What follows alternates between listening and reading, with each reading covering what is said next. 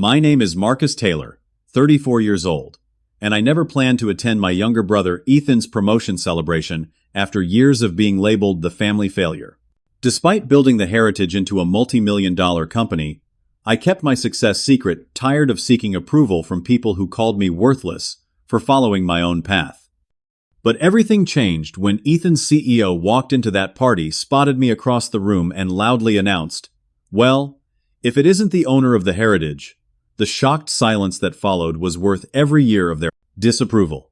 Let me know where you're watching from and hit that like and subscribe button to find out what happened after my family realized they'd been calling a business mogul a disgrace. Growing up in suburban Boston, I was initially the pride of my parents. My earliest memories include Dad proudly displaying my preschool artwork on his office wall and Mom bragging about my reading level to anyone who would listen. For 7 blissful years, I basked in being Jonathan and Patricia Taylor's only focus, a smart kid with a knack for creative thinking and problem solving. Everything shifted when Ethan was born. From the beginning, he was the perfect child, rarely crying, hitting every developmental milestone early, and possessing a natural charm that drew people in. My parents' attention gradually transferred to him, not in a dramatic fashion, but in the subtle way priorities realign when a family dynamic changes. As we grew older, our different personalities became more pronounced. I was innovative but restless, constantly questioning established ways of doing things. Ethan was methodical, disciplined, and excelled at following structures. Dad, who had built his entire identity around 30 years at the same insurance company, naturally connected more with Ethan's approach to life. "Business isn't about reinventing the wheel," Marcus' dad would lecture whenever I shared an entrepreneurial idea. "It's about finding a stable position in an established company and working your way up. That's real success." By high school, the pattern was cemented. Ethan captained the debate team, maintained a perfect GPA, and followed Dad's prescribed path without question. I maintained good grades, but spent most of my energy on side projects, building websites for local businesses, reselling vintage clothes I found at thrift stores, and developing business models that my father dismissed as pipe dreams. "Your brother understands how the real world works," became Dad's favorite refrain. "When are you going to get serious about your future?" Mom tried to mediate these tensions, often finding me after particularly harsh exchanges. "Your father just wants what's best for you," she'd explain. "He's worried you'll struggle if you don't follow a traditional path." But even her support had limits. When decision time for college came, she sided with Dad in pressuring me to attend Wharton Business School rather than the entrepreneurial program at a smaller college that had caught my interest. After weeks of arguments, I relented. "You'll thank us later," Dad said, as he wrote the tuition check. "This degree opens doors." For 2 years, I dutifully attended classes, maintaining decent grades while feeling increasingly suffocated. The breaking point came during junior year when I developed a business plan for what would eventually become the Heritage, a platform connecting master craftspeople with consumers seeking authentic traditional goods. My professors were impressed, but when I shared it with my family during Thanksgiving break, Dad's response was crushing. "This is what you're wasting your education on, creating some hippie marketplace for overpriced handmade junk." He shook his head in disgust. Meanwhile, Ethan's already lined up an internship at Meridian Corporation for the summer. That night, I made the decision that would define the next decade of my life. I wouldn't return to Wharton for spring semester. Instead, I'd use my savings to launch a prototype of my platform. When I announced my decision, Dad's face turned a shade of purple I'd never seen before. "If you throw away this opportunity, don't expect any more support from me," he threatened, financial or otherwise. "Jonathan, surely we can discuss this." Mom intervened, but her objection was half-hearted. "There's nothing to discuss," Dad replied. "He wants to learn the hard way." "Fine, but I won't watch him fail." Ethan remained silent throughout this exchange, but his expression conveyed what everyone was thinking. I was making a catastrophic mistake. The only family member who showed any faith in me was my grandfather, Dad's father, who had built a successful construction company from nothing after returning from Korea. "They said the same things to me when I started," Grandpa William confided the night before I left home. "That I was foolish to turn down a stable job at the factory." He pressed a check into my hand. "This isn't much, but it might help get you started." Sometimes you have to disappoint people to find your own way. That $5,000 and his belief in me were the only support I had when I walked out the door of my childhood home. Dad's final words still ring in my ears.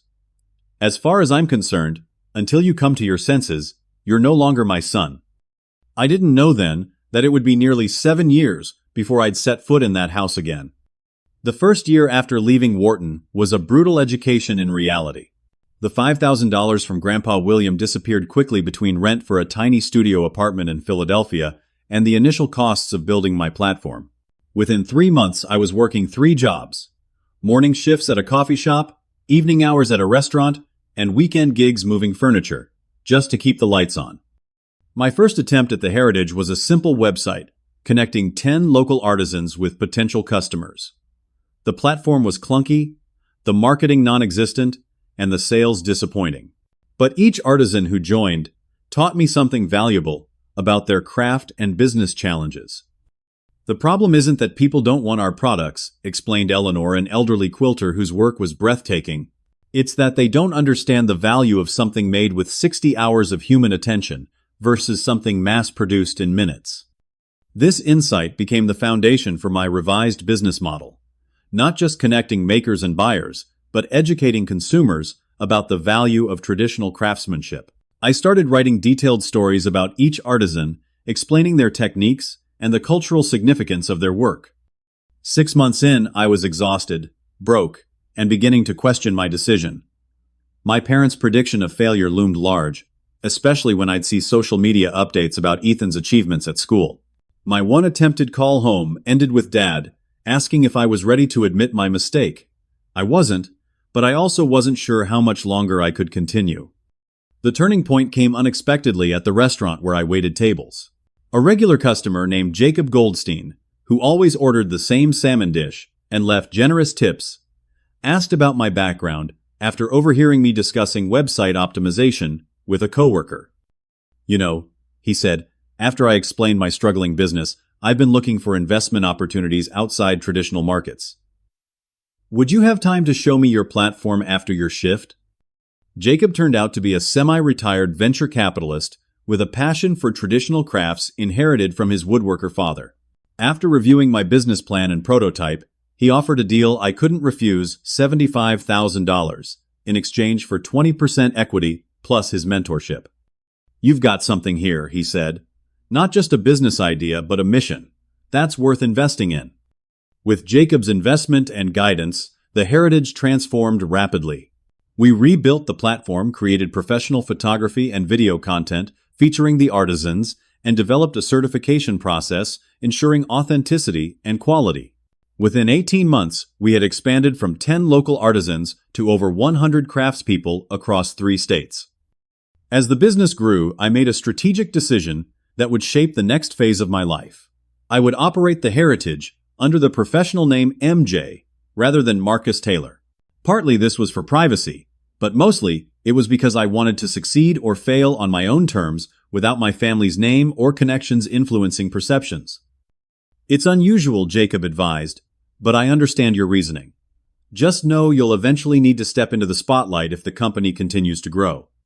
By the 3rd year, the Heritage had gained significant attention in design and retail circles. Our emphasis on ethical sourcing, fair compensation for artisans, and preservation of traditional techniques resonated with growing consumer interest in authenticity and sustainability. A feature in Artisan Quarterly described the mysterious MJ as revolutionizing how we connect with heritage craftsmanship in the digital age. Throughout this period, my connection with my family remained severed. Mom would occasionally call from a number I wouldn't recognize, sharing brief updates before inevitably defending Dad's position. "He asks about you. You know," she claimed during one call. "He's just too proud to reach out first." I doubted this was true, especially after learning through social media that Ethan had secured a position at Meridian Corporation, one of the largest retail conglomerates in the country, and Dad hadn't hesitated to tag me in a boastful post about it, his first communication in years. "Some sons make their families proud," the caption read beneath a photo of Ethan in a crisp suit, shaking hands with Meridian's executives. The irony wasn't lost on me. Meridian had recently approached the Heritage about a potential partnership, unaware of who MJ really was. Their interest validated everything I'd built, but I wasn't ready to reveal myself yet. In the 4th year, Grandpa William passed away. I returned home for the funeral, my first visit since leaving, but the reunion was painfully awkward. Dad acknowledged my presence with a curt nod. Mom hugged me tearfully, but kept glancing nervously at Dad, and Ethan made superficial small talk about the weather. When relatives asked what I was doing these days, Dad quickly interrupted with, "Marcus is still finding himself," before I could answer. After the service, I visited Grandpa's grave alone. "You were right," I whispered. "I had to disappoint them to find my way. I just wish they could see what that way has become." As I turned to leave, I found a letter from Grandpa's lawyer, waiting at my hotel. Inside was a final message from my grandfather, along with a check for $50,000. "Marcus," the note read, "I've watched your company grow from afar and couldn't be prouder. Your father may not understand your path yet, but someday he will. Until then, know that I saw your potential realized. Use this to keep building something meaningful. With love and complete confidence, Grandpa William." With tears streaming down my face, I endorsed the check to the Heritage's Artisan Training Program, establishing the William Taylor Fellowship for young craftspeople from underserved communities. By year 5, no one in my family knew that the company increasingly mentioned in business publications was mine, or that the visionary founder, MJ, revolutionizing the artisan marketplace, was the son and brother they had dismissed as a failure. As the Heritage expanded from regional success to national prominence, my personal life evolved in parallel. The isolation of those early years gradually gave way to a chosen family of friends, colleagues, and artisans who appreciated me for exactly who I was. Our headquarters relocated to a renovated textile mill in Philadelphia, a space that embodied our commitment to honoring tradition while embracing innovation. The exposed brick walls, original hardwood floors, and massive windows created an inspiring environment for our now 40-person team.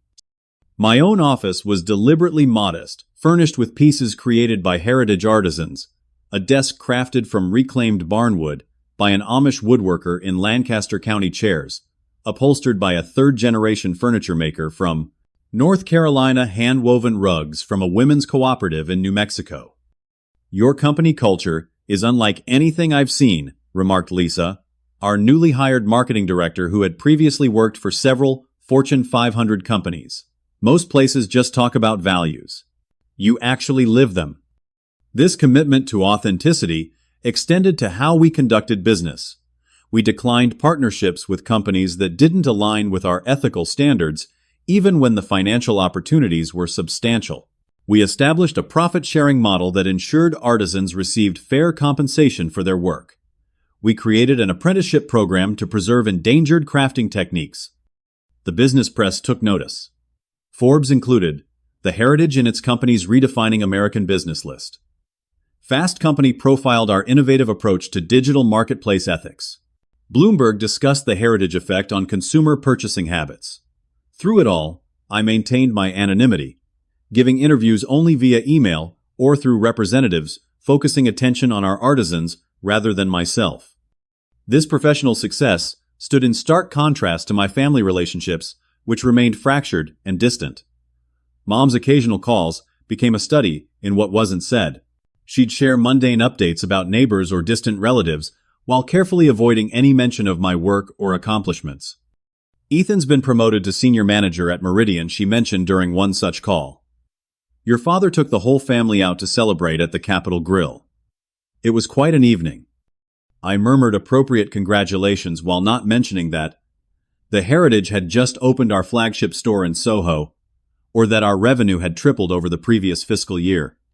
Social media became a window into the family life I no longer participated in. Holiday gatherings where my absence wasn't acknowledged. Dad's retirement party, Ethan's engagement to Catherine, a corporate attorney he'd met through work. I saw these glimpses of their lives while they remained oblivious to mine. When Dad's 60th birthday approached, I decided to make an overture. I selected an exquisite leather portfolio crafted by one of our most skilled artisans, had it subtly embossed with Dad's initials, and enclosed a card expressing simple good wishes. 2 days before the celebration, I called Mom to ask if I could attend. "Oh, Marcus," she sighed, her voice a mixture of hope and anxiety. "I'd love that, but your father, he still hasn't. It might be better to wait for a less significant occasion. For everyone's sake." The portfolio was returned unopened a week later. This rejection might have devastated me years earlier, but by then I had built a life rich with meaningful connections. Central among these was Sarah Winters, whom I met at a craft brewery fundraiser for arts education. With her background in architectural preservation and passion for cultural heritage, she immediately understood what drove the heritage. "You're not just selling products," she observed during our second date, as we walked through an exhibition of traditional Japanese pottery. "You're preserving knowledge systems that took centuries to develop. That's revolutionary in a world obsessed with the new and disposable." Our relationship developed naturally, without the pressure to impress or perform that had characterized my family dynamics. Sarah's parents, both professors at Swarthmore, welcomed me warmly into their home, curious about my business, and genuinely interested in my perspectives. The contrast with my own family couldn't have been more pronounced. "They seem like wonderful people," Mom commented when I mentioned spending Thanksgiving with the Winters family. "But surely you'll come home for Christmas. The family misses you." "Which family members specifically, Mom?" I asked gently. "Dad, who hasn't spoken to me in 5 years. Ethan, who sends birthday texts 2 days late." "They're still your family," she insisted weakly. "Your father just needs time."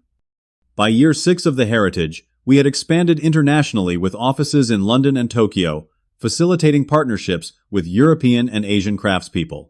Our annual revenue exceeded $40 million, and our customer base included celebrities, design professionals, and consumers, increasingly concerned with the provenance and impact of their purchases. It was during this period that Meridian Corporation, where Ethan now served as Director of Acquisitions, began pursuing the heritage more aggressively for partnership opportunities. Their representatives met with our team multiple times, always expressing frustration at being unable to meet the founder directly. "Mr. J has a very specific vision for these negotiations," our business development director explained, following my instructions. "He believes any collaboration must preserve the integrity of our artisan relationships." What neither Meridian nor my family knew was that I had finally decided to step out from behind the MJ persona. The heritage had reached a point where my continued anonymity created more problems than it solved. Additionally, we were preparing for a major expansion that would require me to be the public face of the company. The announcement was scheduled for the quarterly business conference, where I would deliver the keynote address as myself for the first time. By coincidence, this was the same week I received a surprising email from Ethan, the first direct communication in years. "Marcus, I know things have been strained, but I've recently been promoted to VP of Acquisitions at Meridian. We're having a celebration next Saturday, and Mom and Dad would really appreciate if you attended. It would mean a lot to the family." Ethan. The timing seemed almost cosmic. My public debut as the Heritage's founder scheduled for the week after my brother's promotion party, where Meridian executives would likely be present. After years of separation, my two worlds were about to collide. The invitation to Ethan's promotion party sat in my email for 3 days before I mentioned it to Sarah. We were having dinner on the rooftop garden of our Philadelphia apartment, the city lights, creating a backdrop for a conversation I was reluctant to have. So I began swirling the remaining wine in my glass I heard from my brother. He's invited me to his promotion celebration at my parents' house next weekend. Sarah set down her fork, giving me her full attention. "That's unexpected. Are you considering going?" "I'm torn," I admitted. "Part of me wants to see them to try again after all this time, but another part remembers every dismissive comment, every missed opportunity for them to show support." "What's different this time?" she asked perceptively. "Why reach out now, after years of silence?" It was the right question. The timing, just before my public announcement as the Heritage's founder, seemed suspicious. Had they somehow discovered my success? Was this Ethan's way of reconnecting before my identity became public knowledge? I'm not sure I answered honestly, But Mom called yesterday, practically begging me to come. She said Dad is in a really good place right now, and more open to reconciliation than ever before. Sarah took my hand across the table. You know I'll support whatever you decide.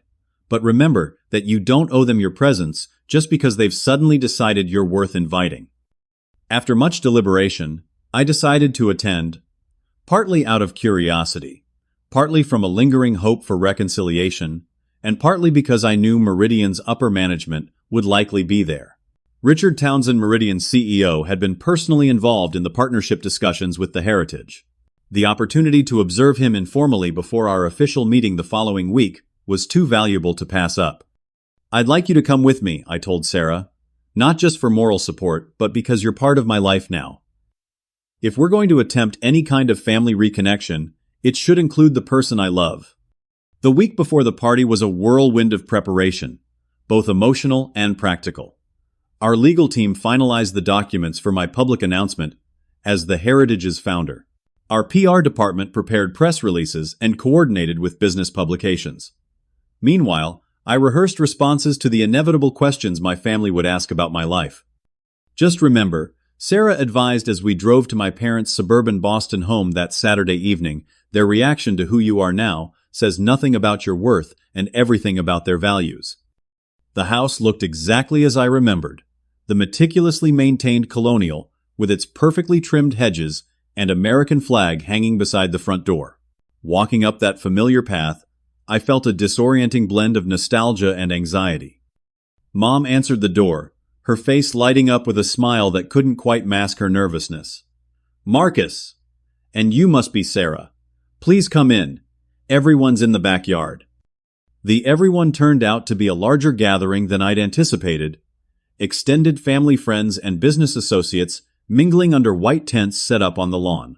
Dad stood near the grill, holding court with a group of men in golf shirts, while Ethan moved through the crowd in an expensive suit, his fiancée Catherine beside him. Mom led us through the house, providing a running commentary that revealed her discomfort. We've redone the kitchen since you were last here. Ethan and Catherine are looking at houses in Wellesley. Your father retired last year but consults part-time. As we stepped onto the back deck, Dad noticed our arrival. He excused himself from his conversation and approached with a carefully neutral expression. Marcus, he said, extending his hand formally. Glad you could make it. Thanks for having me, I replied, matching his tone. This is Sarah Winters, my partner. Dad shook her hand with the same detached politeness. Welcome. Drinks are at the bar. Ethan will want to know you're here. With that brief acknowledgement, he returned to his previous conversation, leaving Mom to continue as our awkward guide through the gathering. The next hour was an exercise in uncomfortable small talk.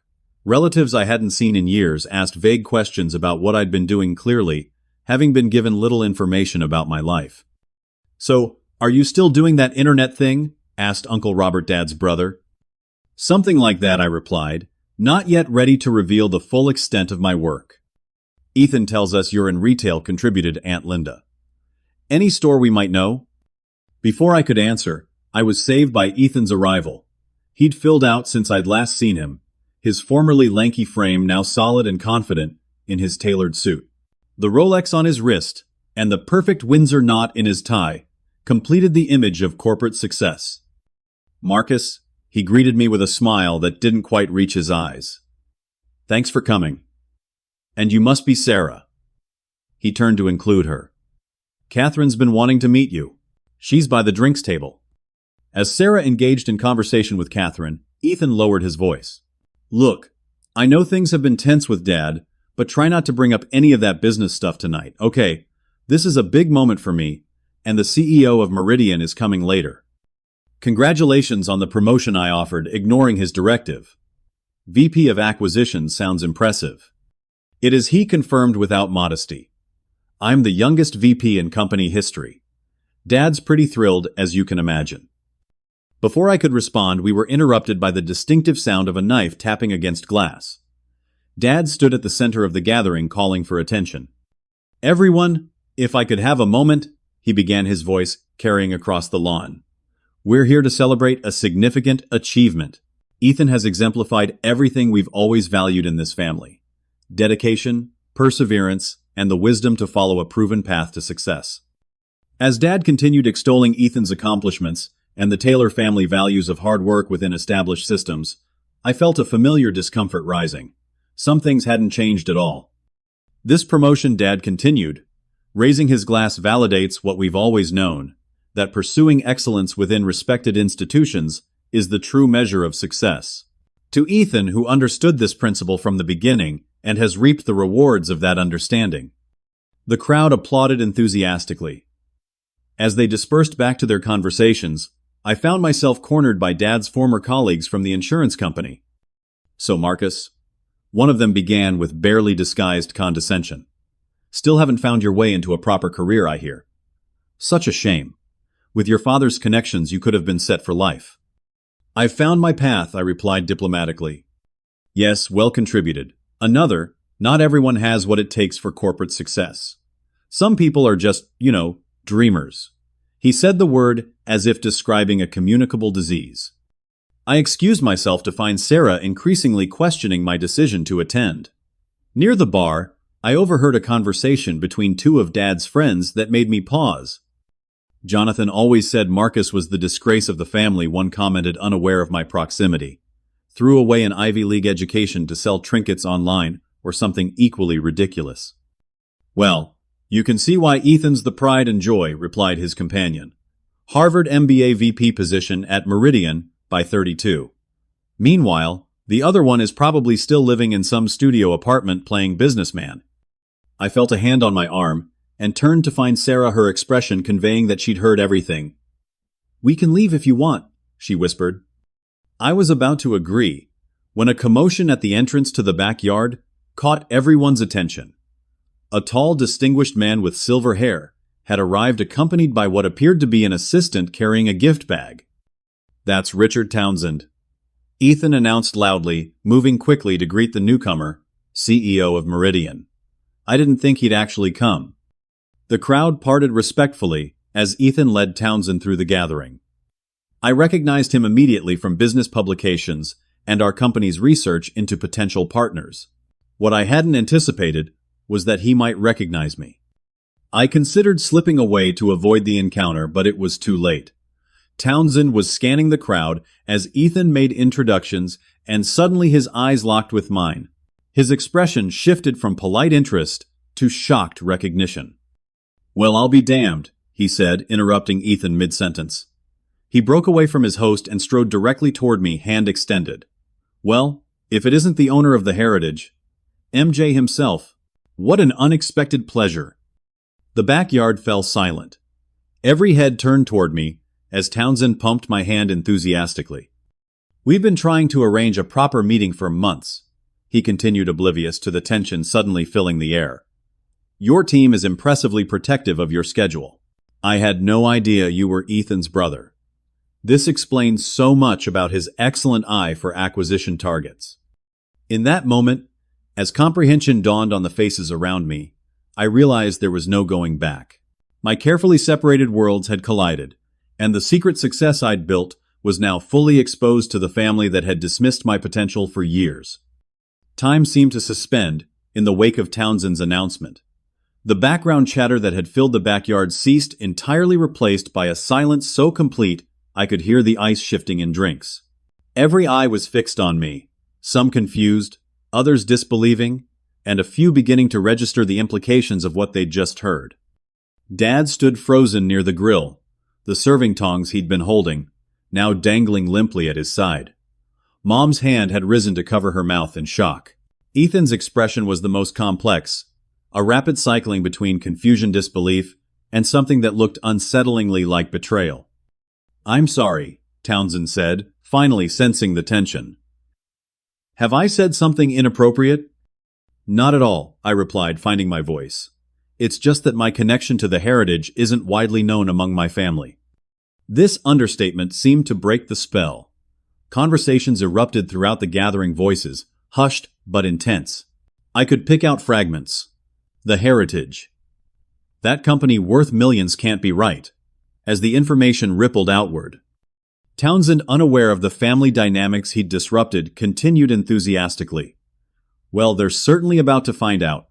The Heritage is revolutionizing the entire artisanal marketplace.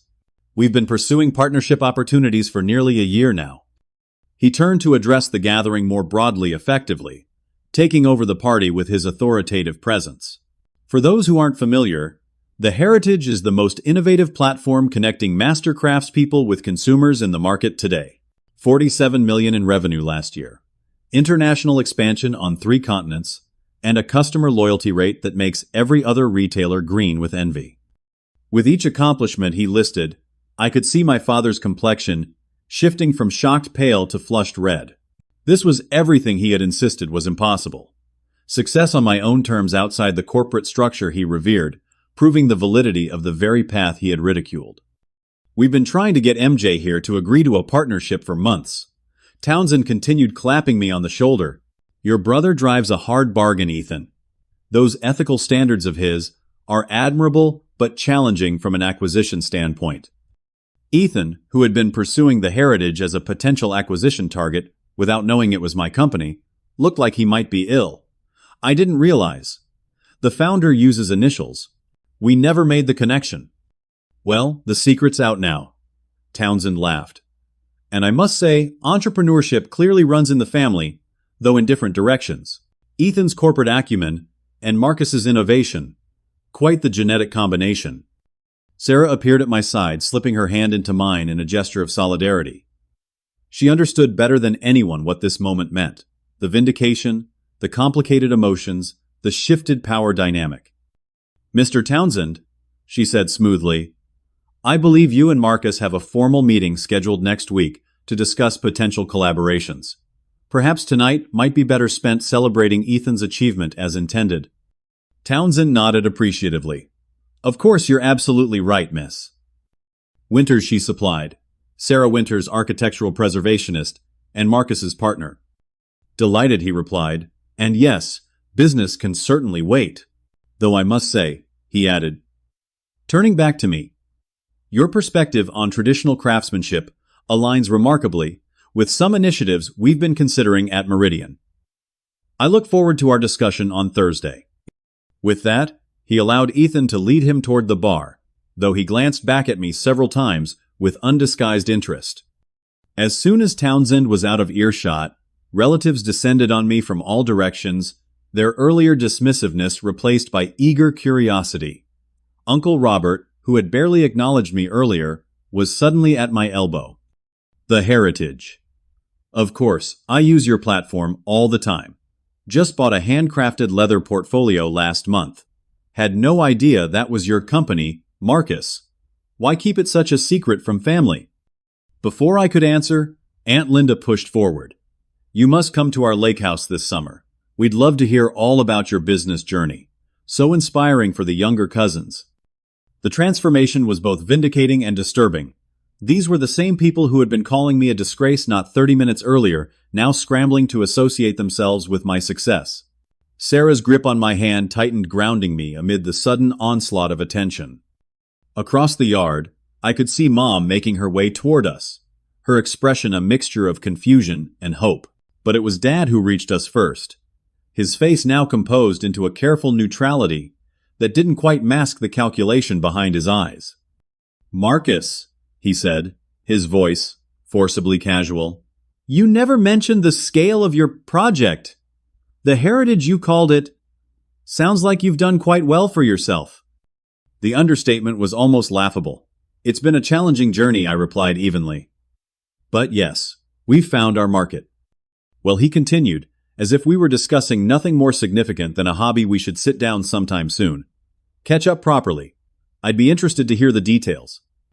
The conversation might have continued in this strained fashion, if not for the arrival of Mom, who pushed past Dad with uncharacteristic assertiveness and wrapped me in a tight hug. Oh, Marcus, she whispered, her voice trembling. Why didn't you tell us? All this time. I didn't answer immediately, too aware of the audience gathered around us and the complexity of emotions coursing through me. When I gently disengaged from her embrace, I saw tears in her eyes. Whether from happiness at my success or regret for the years of distance, I couldn't tell. It's a long story, Mom, I said quietly. One better discussed another time. Ethan approached next, having temporarily escaped his CEO. His expression was guarded professional, the face he likely used in negotiations. "So, you're MJ," he stated flatly. "The founder my team has been trying to meet with for months." "That's right," I confirmed. "And you never thought to mention this connection, even knowing I worked at Meridian." There was an edge to his question that reflected a lifetime of competition he had always won until now. "The timing never seemed right," I replied, diplomatically aware of the onlookers. "Our family conversations haven't exactly been frequent or in-depth." A flash of something, acknowledgement perhaps, crossed his features before the corporate mask returned. "We should discuss this privately. There are business implications now." "I agree," I said. "But as Sarah suggested tonight, is about celebrating your promotion. The business aspects can wait until our official meeting." This response seemed to mollify him slightly, though the tension remained palpable. As he was called away by Catherine, I turned to Sarah. "I think we've made our appearance," I said quietly. "Ready to head out." She nodded, understanding without words that I needed space to process what had just occurred. As we made our way toward the house, I was stopped repeatedly by relatives and family friends, each suddenly discovering a deep interest in my work and life. We had almost reached the front door when Dad intercepted us one final time. "Leaving so soon?" he asked, his tone suggesting disappointment, though his eyes remained calculating. "There's much to discuss now that we know about your success." The emphasis he placed on the last word contained volumes. Acknowledgement, surprise, perhaps a hint of respect, but also something acquisitive, as if my achievements were now family property to be claimed. "We have an early flight tomorrow," I lied smoothly. "Business in Chicago, but I'll be in touch." His hand extended for a parting handshake, firmer and more enthusiastic than the one he'd offered upon our arrival. "I always knew you had potential, Marcus. Different path than I expected, but clearly it's worked out." The revisionist history was breathtaking in its audacity. Rather than challenge it directly, I simply nodded and continued toward the door. Sarah and I maintained our composure until we were safely in our rental car driving away from the house that had once been home. "Well," she said after a few minutes of silence, "that was quite an evening." I exhaled slowly, the tension of the past few hours finally releasing. Not exactly how I planned to reveal my identity to the family. "Their faces, when Townsend announced who you were," Sarah recalled, shaking her head. "I wish I'd had a camera." Despite the emotional complexity of the situation, I found myself laughing. A genuine cathartic release. From family disgrace to favorite son in under 30 seconds. Must be some kind of record. As we drove back toward our hotel, I felt a strange mixture of emotions. Vindication, certainly, but also a lingering sadness for the years of estrangement that no amount of belated recognition could restore. The family gathering that had begun with dismissal and ended with desperate overtures had made one thing abundantly clear: while the heritage had transformed from dream to empire, the true work of rebuilding lay ahead. The 48 hours following Ethan's party brought a deluge of contact attempts from family members who had shown little interest in my life for years. My phone lit up with text messages, voicemails, and social media connection requests from relatives suddenly eager to re-establish ties with the founder of the heritage. 37 messages since yesterday, I told Sarah as we had breakfast in our hotel room before heading to the airport, including 3 from Dad asking when we can discuss opportunities and 1 from Uncle Robert mentioning his son is looking for a summer internship. Sarah arched an eyebrow. Interesting how success changes people's perception of value. "Not people," I corrected gently. "Family. And not their perception of my value. Their perception of my utility." This distinction became increasingly clear over the following weeks. As I prepared for the public announcement of my identity as the heritage's founder, I observed the distinct approaches different family members took to reconnecting. Mom called daily her conversations a mixture of tentative questions about my life and thinly veiled apologies wrapped in justifications. "We always believed in you," she insisted during one call.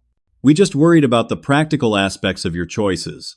Your father especially, he'd seen so many businesses fail." Dad's approach was more strategic. His messages consistently referenced family business discussions and leveraging connections. When I finally returned his call, his first question was about the heritage's valuation and whether we were considering taking on investors. "I've managed my retirement accounts quite successfully," he mentioned casually. "I'd be interested in discussing potential investment opportunities in your company. Keep it in the family, so to speak." The irony wasn't lost on me. The same man who had refused to contribute $5,000 to my startup was now eager to invest after the company had already proven successful. Ethan's response was the most complex. As both my brother and an executive at Meridian, a company actively pursuing partnership with the heritage, he straddled personal and professional boundaries uncomfortably. His initial message was tellingly brief. "We need to talk, both as brothers and as business associates." When we met for coffee 3 days after the party, the brother I remembered was almost entirely subsumed by the corporate executive he'd become. He arrived with a leather portfolio containing notes and what appeared to be meeting talking points. "I want to be clear that I've recused myself from Meridian's negotiations with the heritage," he began formally. "The conflict of interest is obvious now that we know your identity." "I appreciate that," I replied, searching his expression for the boy who had once been my confidant before family dynamics pulled us apart. That said, he continued, "I feel I should express my disappointment that you didn't disclose this connection earlier. It puts me in an awkward position professionally." "I understand that perspective," I acknowledged. "But I hope you can also understand why I kept my success separate from family dynamics for so long." His professional facade cracked slightly. "Because Dad said you'd fail. Because I got more attention. That was years ago, Marcus." It wasn't just that I explained. It was about needing to prove, to myself more than anyone, that I could succeed on my own terms. Without family connections, without conforming to Dad's definition of success. "Well, you've certainly done that," he conceded, a hint of something like respect in his tone. "The heritage is impressive. More impressive than I realized when reviewing it as an acquisition target." We spent the next hour navigating the complicated terrain between brotherly reconnection and business reality. Beneath his corporate exterior, glimpses of the brother I'd once known occasionally emerged, a familiar laugh, a shared reference to childhood memories, moments of genuine curiosity about my journey. As our meeting concluded, he hesitated, before asking, "Will you come to dinner next week? Catherine wants to get to know you better, and honestly, so do I. The real you, not the version Dad painted after you left." This tentative olive branch felt more genuine than the flood of attention from other family members. Perhaps because Ethan had less to gain professionally from our relationship now that he'd recused himself from the heritage negotiations. I'd like that I agreed. Sarah and I both would. The most dramatic shift came from the extended family and social circle. People who had nodded politely through years of holiday gatherings while asking vague questions about my internet business now proudly claimed close connection to my nephew, the founder of the heritage, or our family friend who built that amazing company. Sarah observed this transformation with anthropological interest. "It's fascinating how quickly the narrative is being rewritten," she noted after we attended a cousin's wedding, where relatives repeatedly introduced me as our Marcus, who founded that big artisan company. "Our Marcus," I repeated, with a wry smile. Funny how possession works in families. The public announcement of my identity, as the Heritage's founder, coincided with our new flagship store opening in Chicago. Business publications ran features with headlines like "Mystery Entrepreneur Revealed" and "How MJ Built a Craft Empire in Secret." The story of building a successful company, while estranged from a family that had predicted failure, made for compelling business narrative. Amid this professional triumph, my father requested a meeting at my office in Philadelphia. After some consideration, I agreed, setting aside a Wednesday afternoon with clear boundaries around time and scope. Dad arrived precisely at the scheduled time, dressed in what I recognized as his important meeting suit, the same one he'd worn to Ethan's college graduation. Our receptionist escorted him through the open workspace of our headquarters, where artisans often demonstrated traditional techniques amid the administrative operations of a modern company.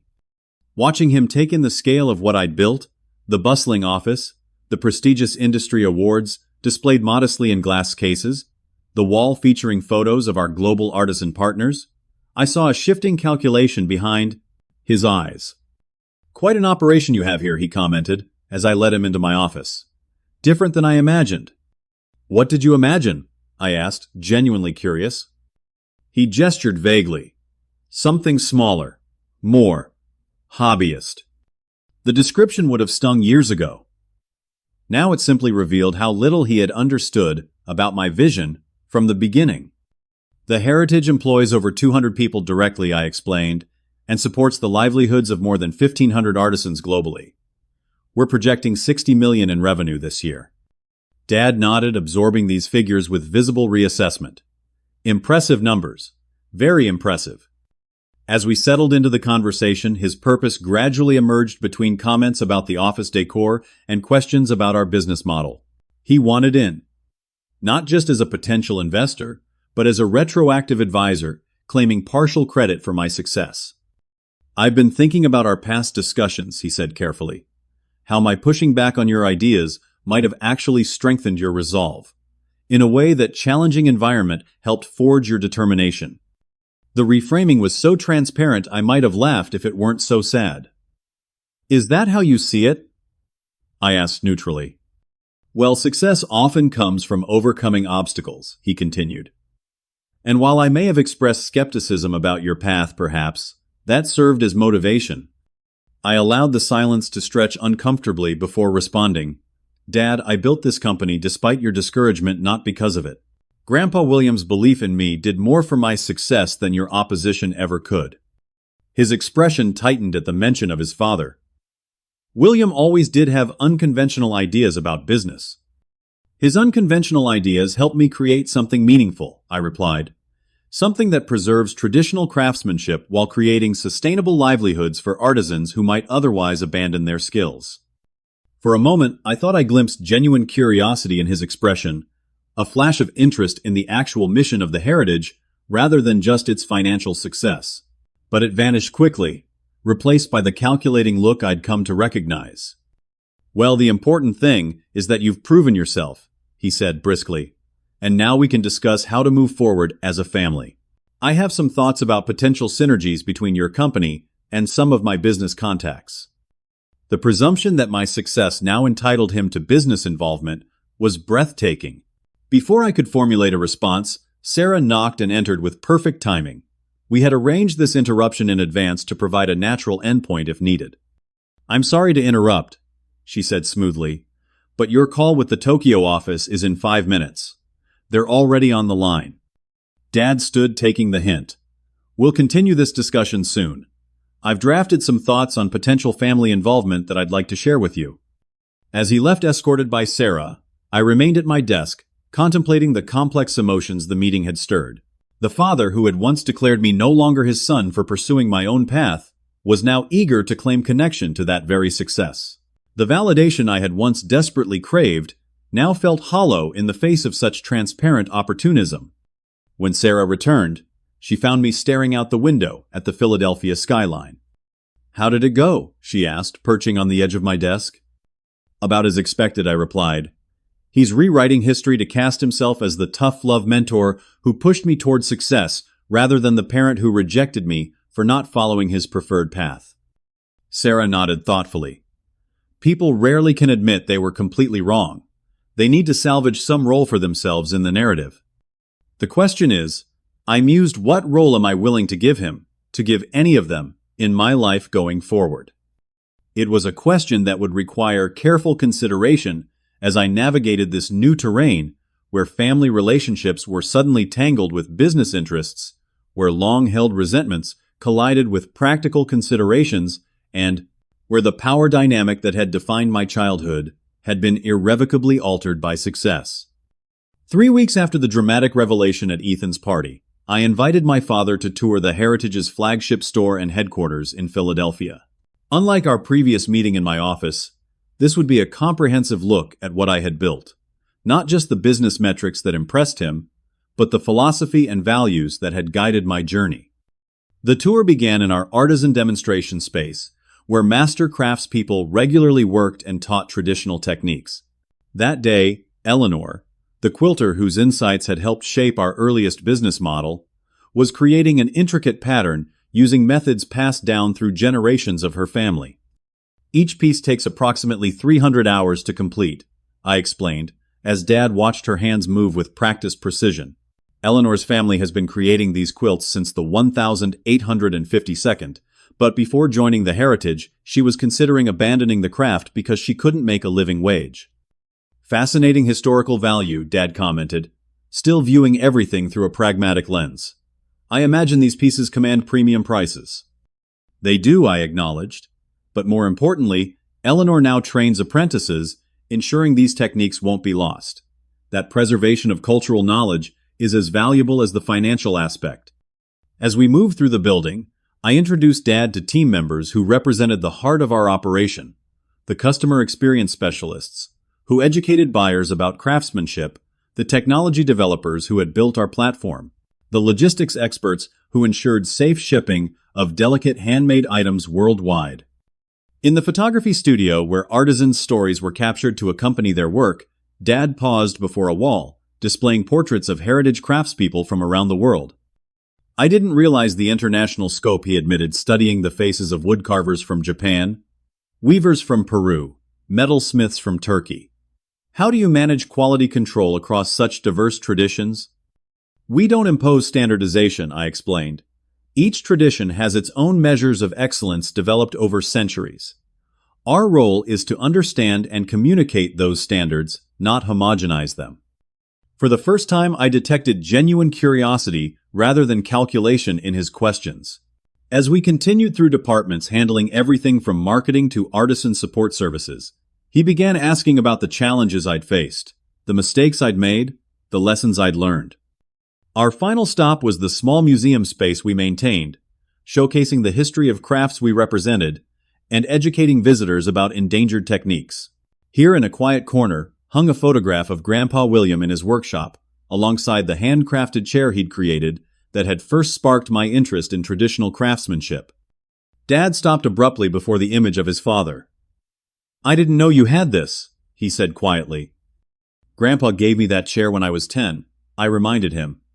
Remember how fascinated I was by the way he joined the wood without nails? A flicker of recognition crossed his face. You followed him around his workshop for an entire summer. That chair sits in my home office now, I continued.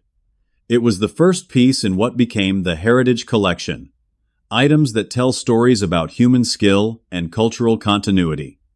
Dad stood silently before the photograph, something shifting in his expression. When he finally spoke, his voice had lost its businesslike tone. I never understood my father's attachment to making things by hand, he admitted. To me it seemed inefficient, outdated. I pushed against it my entire life, chose the corporate path deliberately to be different from him. The personal disclosure surprised me.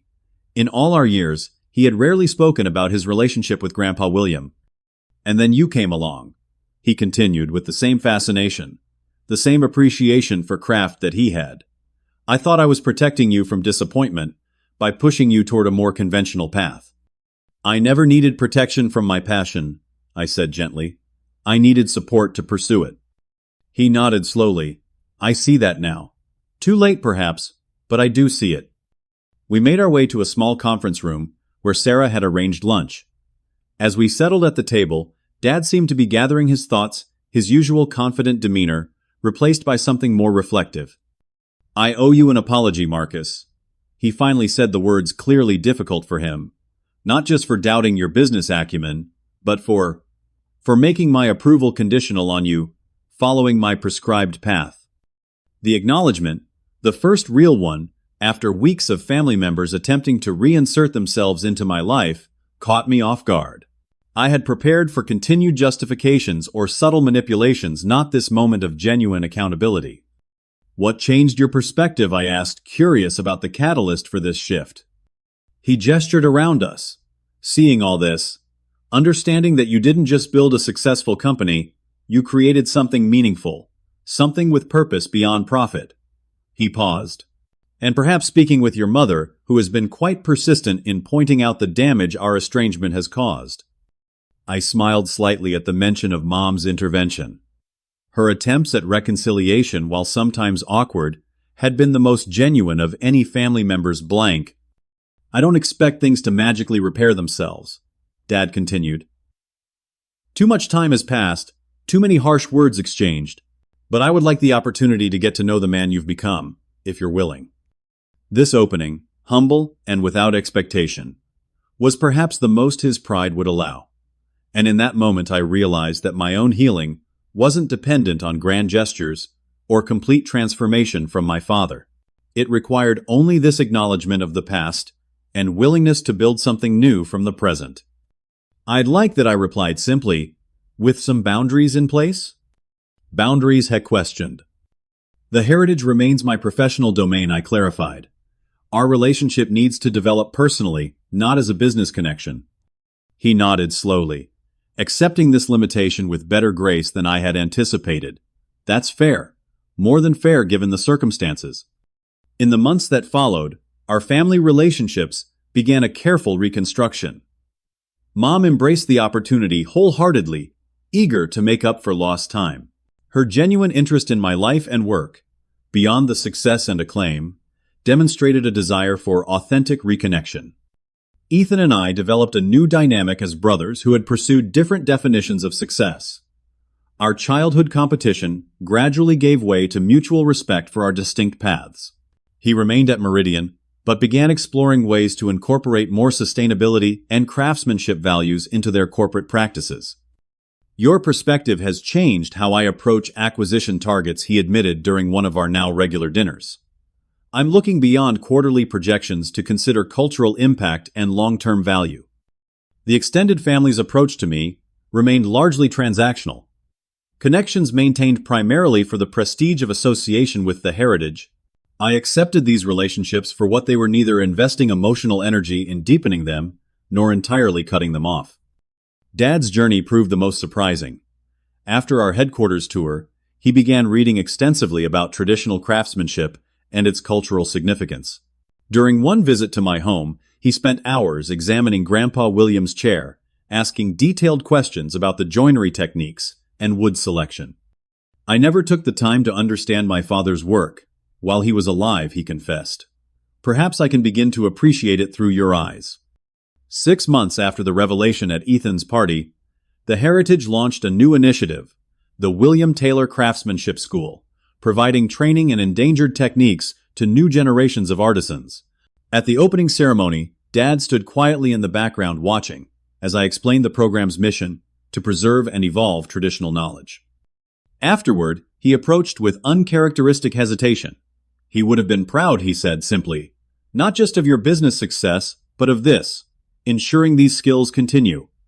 The comment reflected a profound shift in his understanding of value, from purely financial metrics to cultural and human impact. It wasn't a complete transformation. Dad would always view the world through a more conventional lens than I did. But it was growth, an expansion of perspective that allowed us to find common ground despite our differences. As the heritage continued to thrive, I found that my greatest satisfaction came not from proving my family wrong, but from creating something aligned with my deepest values. The vindication I had once craved paled in comparison to the fulfillment of building a company that preserved cultural heritage while creating sustainable livelihoods. Sarah and I married that autumn in a ceremony that blended traditional craftsmanship with personal meaning. Our rings were created by a heritage metalsmith using techniques dating back centuries. Our venue was decorated with textiles, ceramics, and woodwork from artisans whose lives had been transformed through their association with the company. My family attended, Dad somewhat reserved but present, Mom emotionally engaged, Ethan supportive in his own way. They were neither the center of the celebration nor excluded from it, simply part of the expanded circle of connection that now defined my life. In quiet moments of reflection, I often return to the lesson that shaped my journey. True success isn't measured by others' recognition or approval, but by alignment between your actions and your values. The family that once called me a disgrace for following my own path had been proven wrong by conventional metrics of achievement, but the real victory wasn't in their acknowledgement of my success. It was in creating a life and company that would have been meaningful even without their validation. The business world often celebrates the dramatic breakthrough, the moment of vindication, when doubters are silenced by undeniable success. But I found greater wisdom in what comes after that moment. The careful discernment about which relationships are worth rebuilding, which boundaries must be maintained, and which values will guide decisions when success provides the freedom to choose. For those watching who may be facing similar crossroads between family expectations and personal calling, I offer this reflection. The path to authenticity often begins with disappointment, disappointing others by refusing to conform to their vision for your life. That disappointment creates space for genuine achievement, not defined by reaction against others' expectations, but by connection to your own purpose. Have you ever had to disappoint someone you cared about in order to be true to yourself? How did you handle the eventual reconnection, if it came? Share your experiences in the comments below. And if this story resonated with you, please hit that like button and subscribe to hear more reflections on finding success beyond conventional definitions. Don't forget to share with anyone who might be struggling with family expectations or searching for courage to follow their unique path. Thank you for listening to my journey. And remember that sometimes the greatest act of self-respect is believing in your vision when no one else does.